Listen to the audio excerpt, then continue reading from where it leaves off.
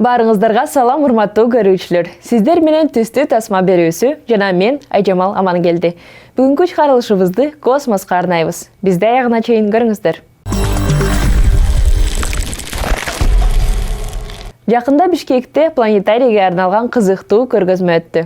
Кийинки видеодо креативдүү жана кооз иштер менен сиздерди тааныштырабыз. Көңүлүңүздөрдү буруңуздар.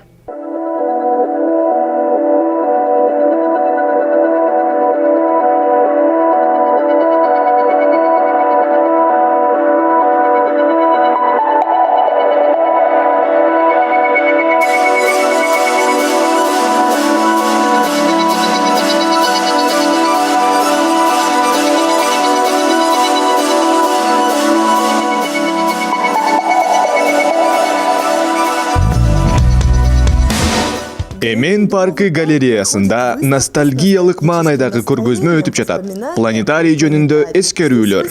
Бул жерден сиз өткөн кылымдын 90-жылдарынын ортосунда жабылган Фрунзе планетарийинин архивдик сүрөттөрүн көрө аласыз.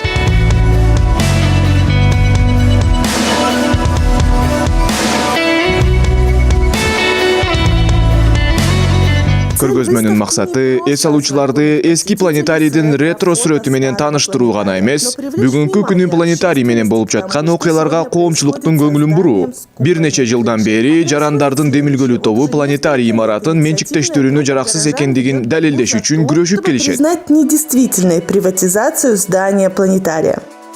Это единственное уникальное такое учреждение. Бул планетарий ачылыш мезгилинде Борбор Азиядагы астрономия багыты боюнча жападан жалгыз болгон уникалдуу илимий популярдуу мекеме.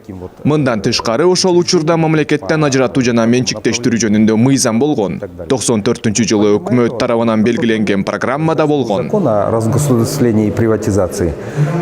Также была программа, утвержденная правительством, постановлением правительства 90. Анда Бишкек шаарында менчиктештирүүчү объектилер так көрсөтүлгөн. Бул тизмеде планетарий жок болчу, бирок кандайдыр бир себептер менен ал менчиктештирилген. Однако его взяли, почему-то приватизировали. На сегодня наша борьба... Бүгүн биздин күрөш 4 жылдан ашуун убакыттан бери жүрүп келе жатат. Биз жогорку сотко жеткенбиз. Тилекке каршы жогорку сот административдик соттун жана шаардык соттун чечимин жокко чыгарып, административдик сотко жаңы кароого жөнөттү. Кийинки процесс 15 апрелде саат 11-де болот. Жогорку соттун судьясы буга чейин биринчи инстанцияда дагы, экинчи инстанцияда дагы каралбаган айрым фактыларды ачыкка чыгаргандыктан бул процесс жаңыдан каралат. 2013-жылы бул иш биринчи инстанцияда каралып жатканда, биздин укук коомдук фондунан биздин адвокат соттон планетарийдин имараты сатылбай же бузулбашы үчүн арестке алууну суранган. Бирок эмнегедир сот аны мамлекеттик реестрге жөнөтүшпөптүр. Учурдагы ээлер имаратты юридикалык жакка сатып жиберишти. Бирок кээ бирөөлөрдүн айтымында бул юридикалык жак алардын эле жеке менчиги деп жатышат. Бул иш-аракеттер планетарийдин жана биздин жашообузду татаалдаштырып жатат. И на данный момент сейчас нынешние владельцы продали его юридическому лицу, но говорят, что это юридическое лицо является их же собственностью. И это говорит о том, что они усложняют, по сути, и не только жизнь нам, да, но по сути жизнь самому планетарию. Бул темадагы материалдарды биринчи жолу тартып жаткан жокпуз. Бирок кырдаал түшүнүксүз болгондуктан соттук териштирүүлөр эч кандай жол менен бүтпөй жатат. Активисттер планетарий иши боюнча ызы чуу чыгарууну токтоткондой эле, соттун чечими толугу менен мыйзамдуу болбой калышы мүмкүн деп корккондуктан, демилгелүү топ бул ишке дайыма көңүл бурууга аракет кылышат. Планетарийди сактап калуу тобу чыдай албай баш тартыш үчүн бир нече жылдан бери соттук териштирүүлөр жана угуулар болсо дагы, алар атайын кийинкиге калтырылууда. Будто бы специально для того, чтобы группа «Спасем планетарий» не выдержала и сдалась.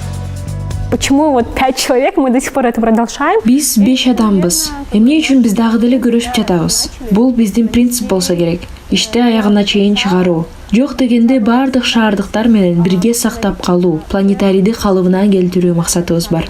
Эгер биздин принцип болбосо, биз балким эч ага эле баш тартмакпыз. Мурун кээ бирлер баш тарткан учурлар болгон, бирок тобубуздан бирөөбүз аягына чейин барган. Биз шаарга планетарий керек деп эсептейбиз. Планетарийлерди башка жерлерден көрдүк, башка өлкөлөрдөн көрдүк. Эгер планетарийибизди сактап калсак, кичинекей балдарыбыздын көзүнөн бакыт көргүбүз келет. Биздин Кыргызстанда балдарыбыз да, чоңдорубуз да мейкиндикти көрүү бактысына ээ болушун чын жүрөгүбүздөн каалайт Вот элек. такое же счастье увидеть космос, находясь в Кыргызстане.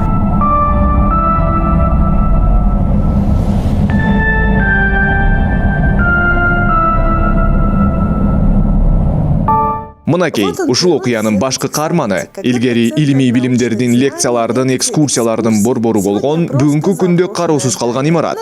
Көп жыл мурун баарыбыз изилдөө, көрүү, планетарийга баруу мүмкүнчүлүгүнөн ажырадык. Эми биз адилеттүүлүктүн орношун талап кылууга укуктуубуз. Все-таки восторжествовала. Татьяна Джамалова, Арстанбек Саалиев. Специально для ТВ1 KG.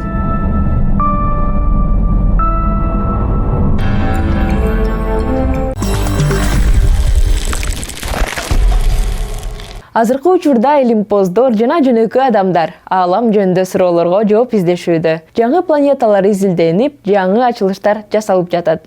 Ал эми кийинки видеодо ааламда жашоону издеш керекпи деген суроого жооп беребиз. Астрономдор күндүн айланасында айланып жүргөн миңдеген планеталарды табышты. Бул планеталар ар кандай көлөмдө жана жылдыздарынан ар кандай аралыкта жайгашкан.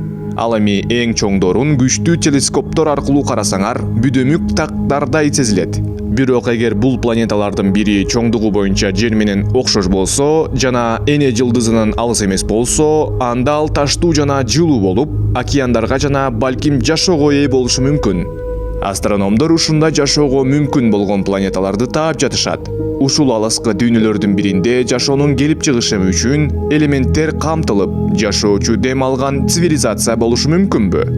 Биз ааламда жалгызбызбы деген суроого жооп болобу? Бирок күтө тургула, балким алгач башка суроону беришибиз керек. Ааламда өзүбүз жалгыз экенибизди түшүнүүгө аракет кылышыбыз керекпи?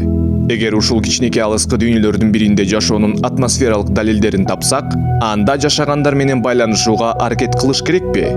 Бул туура болобу? 30 жыл мурун НАСА бул суроого жооп берди. Voyager 1 жана 2 системасындагы ири планеталарды изилдөө үчүн 1977 жылы учурулган. Ар бир космос кемесинде алтын грамм пластинкасы адамзат цивилизациясынын тарыхын жеткирүүгө багытталган ачкычтар жана билдирүүлөр камтылган убакыт капсуласы болгон. Алтын жалатылган JES дисктердин мазмунун америкалык астроном жана жазуучу Карл Саган жектектеген комитет тандап алган. Алар 100дөн ашын сүрөттөрдү жана жапайы жаратылыштын, толкундардын, күркүрөөнүн, куштардын жана киттердин үндөрүн камтыган. Ошондой эле ар кайсы мезгилдеги жана ар башка элдердин музыкалары, 55 тилдеги куттуктоолор жана Америка Кошмо Штаттарынын президентинин жана Бириккен Улуттар уюмунун башкы катчысынын кайрылуусу камтылган. Ошондой эле комитет картаны кошкон. Ар бир алтын пластинка 14 пульсарга салыштырмалуу биздин күн системабыздын жайгашкан жерин көрсөткөн. Алардын так, уникалдуу жыштыктары картага алынган. Жер үстүндөгү акылдуу жашоо формалары аларды колдонсо, жерди таба алышат. Көптөгөн жылдар өткөндөн кийин белгилүү физик Стивен Хокинг келгиндерге планетабыздын так дарегин берүү ката болгонун байкаган. Хокинг жер үстүндөгү кандайдыр бир жашоо микробтон дагы татаал болушу мүмкүн эмес деп эсептеген. Бирок эволюциялашкан келгиндер жерге келишсе, анда Христофер Колумбдун түптүлүктүү америкалыктарга келиши сыяктуу эле каргашалуу болушу мүмкүн деп эсептеген. Ошол эле учурда алтын пластинкалар сапарын улантууда. 1990 жылы 2 Voyager тең Плутондун орбитасынан чыгышкан. Voyager 1 жылдыздар аралык мейкиндикке 2012 жылы кирген жана 40 000 жылдан кийин жакынкы жылдыздар системасына жетет. Эгерде космостук аппараттардын бири жерден тышкары жашоо тапса, анда келгиндер алтын пластинканын табышмагын чечип, эгерде алар өнүккөн технологиялык цивилизацияда жашашса, бир күнү биздин планетага келиши мүмкүн. Эгерде биз жылдыздар аралык саякат жасай алсак, бул жашоо биз сыяктуу эле кайрымдуу болуусун үмүттөнөбүз. Бирок душмандык деле болушу мүмкүн. Жашоо болушу мүмкүн болгон планетаны издөө, чоңдун куюкка түшүү сыяктуу. Биз издеген биринчи жашоо формасынын табияты, эволюциялык өнүгүүсү, мыйзамдары же ниеттери жөнүндө так билимибиз жок. Ошондуктан көз карашты сыртка багыттоо тобокелдик. Биз жашоо жолубузду тобокелге салабыз. Бирок балким түрүбүздүн калыптанышына жардам берген биринчи ачылыштарды жасоо каалоолорубузду укпоо биздин чоң катабыз болмок. Биз баарыбыз ааламга кызыгуу менен төрөлөбүз. Кызыгууну өрчүү бул адамзаттын эң чоң жетишкендиги. Эгерде биздин ынталуулук менен бирге дагы бир адамдык эң сонун сапаттарды үмүттү өрчүтсөк, илимдин чектерин кеңейтишибиз мүмкүн.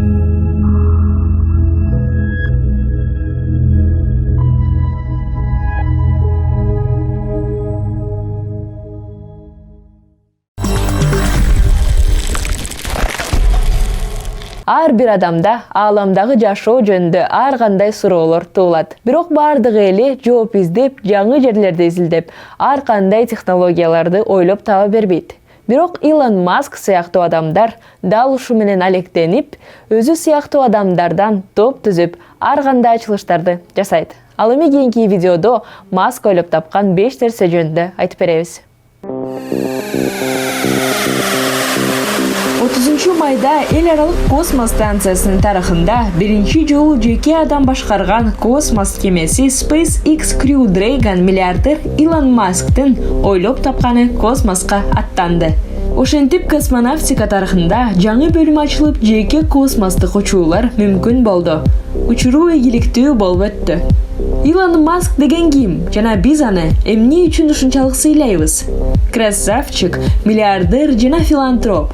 48 жашта, 38 миллиард доллар. Forbes дүйнөлүк тизмесинде 31-чи орунду ээлейт. Масктын негизги ойлоп табуусунун үстүнөн өтөлү. Биринчиси PayPal. Баарыбыз онлайн соода кылганга көнүп калганбыз. Бирок PayPal интернет төлөм кызматы жана Илон Маск болбогондо эч нерсе болмок эмес. Албетте, Маск PayPalды ойлоп тапкан эмес. Аны таптакыр башка адамдар ойлоп табышкан. Бирок кызматтын өсүшүнө жана кеңири жайылышына анын чоң салымы бар. Ал PayPal ойлоп тапкан компанияга күчтүү команда алып келген. Ошентип онлайн төлөмдөр дүйнөсүндө эң ири компания болуп калды. Электрокар Tesla Model S. Гибриддик унаалар бүгүнкү күндө эч кимди таң калтырбайт. Бирок Tesla S модели жашыл технологияны, экономиканы, мыкты технологиялык мүнөздөмөлөрдү жана жогорку ыңгайлуулукту айкалыштырган унаа ийгиликтүү болду. Эң ылдам модификация 3 секундада 100 километрге чейин ылдамдайт. 2013-жылы электромобиль Америка Кошмо Штаттарында эң көп сатылган кымбат баалуу седан болду. Falcon ракетасы Маск менен негизделген. Ал эми 2006-жылы Falcon 1 ракетасынын биринчи учурулушу болуп, ишке ашпай калган. Ийгиликсиздик Маскты тынчсыздандырган жок. Көп өтпөй Falcon 9 космоска ийгиликтүү учту. Бүгүнкү күндө бул ракета 17 жолу ийгиликтүү старттарды ишке ашырды. Кийинки нерсе огнеметтор. Бул тамаша эмес. Илон Маск өзүнүн твиттерине зомби-апокалипсис болуп калса, огнеметту сатып алганыңа кубанасың. Ал сени өлүмдөн куткарбаса, акчаны кайтарып беребиз, деп жазган экен. Алгачкы 5 сааттын ичинде ар бири $500 турган 2000 огнеметторду сатып алышкан. Жалпысынан 20 000 от огнемету бар болчу. Dragon космос кемеси жана биринчи жеке космоска учуу. Falcon 9 учуудан кийин жерге ийгиликтүү кайтып келип, көтөрүлүп, 10 мүнөттөн кийин Атлантик океанында калкып жүрүүчү платформага конду. Космостук кеме орбитага ийгиликтүү чыгып, эл аралык космостук станциясына кошулду. Эң негизгиси, Илон Маск бизди Марска жөнөтүү боюнча көптөн бери иштеп келе жатат. 2016-жылы январда Гонконгдогу инвестициялык форумда Маск өзүнүн компаниясы 2020-2025 жылдары Марска учат деп үмүттөнүп жаткандыгын жарыялаган. Астероид же супервулкан бизди жок кылышы мүмкүн. Ошентип, биз эч качан түшүбүзгө кирбеген тобокелдиктерге туш болушубуз мүмкүн деп айткан. Жасалма жол менен жаратылган вирус. Физикалык эксперименттин натыйжасында микроскопиялык кара тешиктин кокустан пайда болушу. Жердин глобалдуу ысышы дагы бир белгисиз болгон кыйратуучу технология биздин жашообузду токтото алат. Эртеби кечпи жашообуз көк жашыл тоголок чектен ашып кетиш керек. Же баарыбыз өлүп калабыз. Маск бизди Марска көчүрүп кетүү ниетин ушинтип түшүндүрөт. Ал эми сиз кандай ойдосуз? Илон Маск ийгиликке жетеби?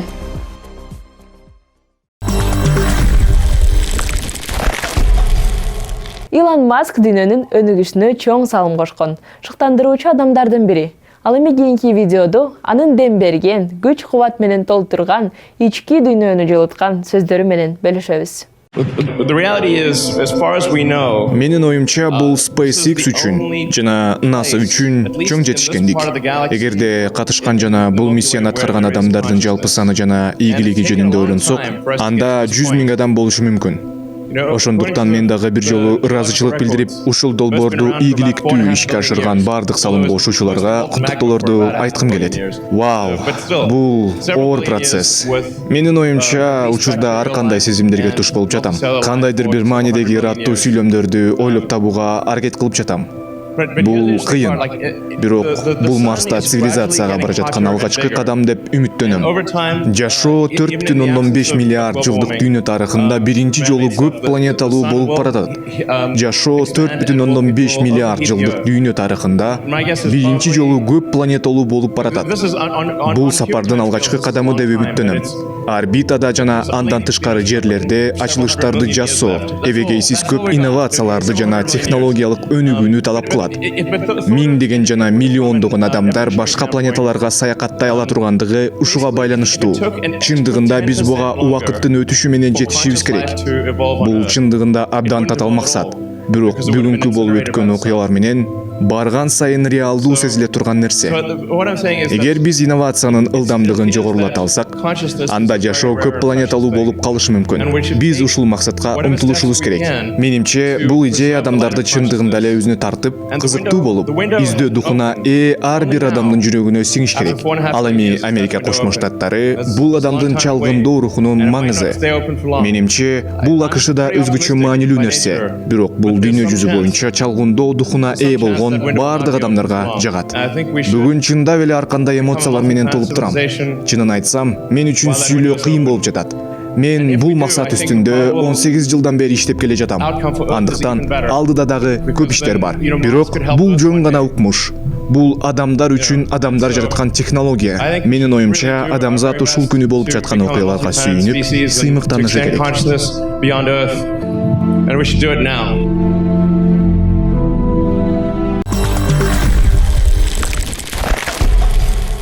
Ал эми чыгарылышыбыздын аягында сиздерге жагымдуу үрдестени тартуулайбыз. Бул ыр маанайыңызды көтөрүп, сиздерге позитивдүү таасир этет деп үмүттөнөбүз.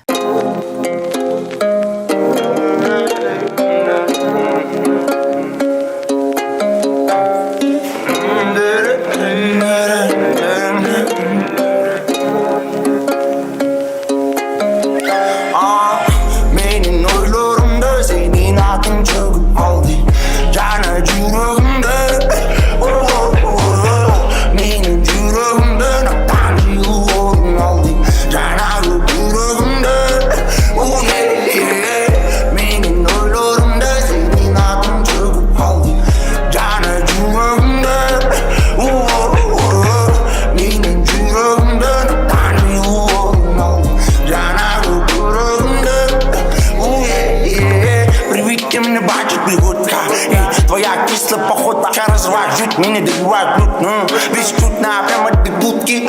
Она ноты дорами, и мы синонимы. Ночами бессонными, где-то не сонными. Меня ной лорна, сини на том чогу халди. Я на джурунда, меня джурунда, на паню лорна. Я на джурунда, меня ной лорна.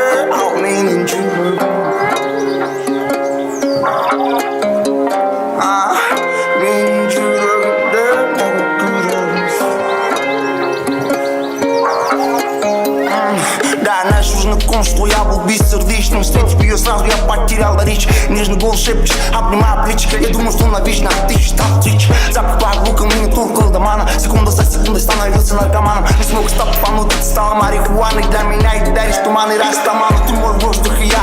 дышу тобой. Ты моя музыка, кислая моя любовь. И боль пусть накроет волной. Холодной зимой ты будь рядом со мной.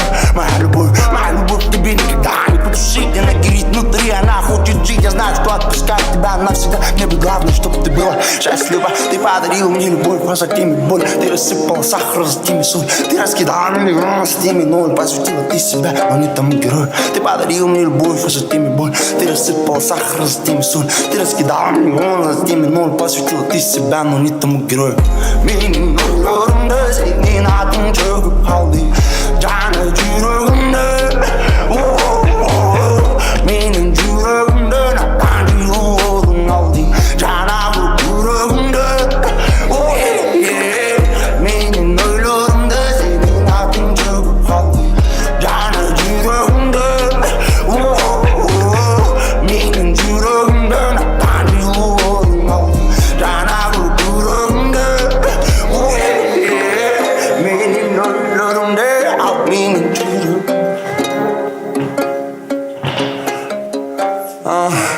Benim yüreğimde canlar yüreğim.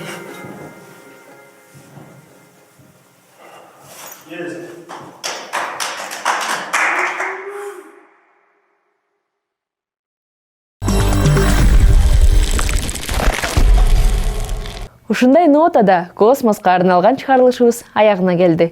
Сиздер үчүн берүүбүздү пайдалуу жана кызыктуу кылганга ар дайым аракет кылабыз. Айжамал Мангелди түстүү тасма берүүсү. Кийинки чыгарылышта көрүшкөнчө.